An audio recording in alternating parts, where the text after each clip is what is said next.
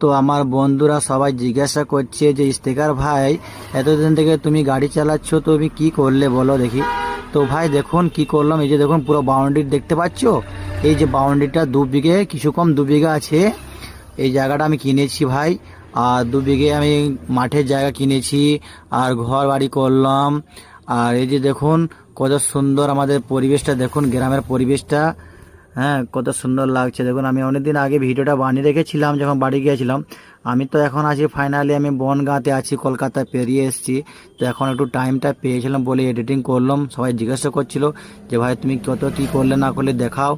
তো অনেক মানে কষ্ট করেছি ভাই, ছোটোবেলা থেকে গাড়িতে চলে এসেছি। হ্যাঁ, মিনিমাম 2011 বছরে আমি গাড়ি লাইনে চলে এসেছি, 5 বছর গাড়িতে হেল্পারি করে। এই যে দেখো ড্রাইভারি এখন করছি। যাই হোক, অনেক কিছু করতে পেরেছি, ইনশাল্লাহ আরও অনেক কিছু করব। আপনারা সঙ্গে থাকবেন, সাপোর্ট করবেন বেশি বেশি করে, ঠিক আছে?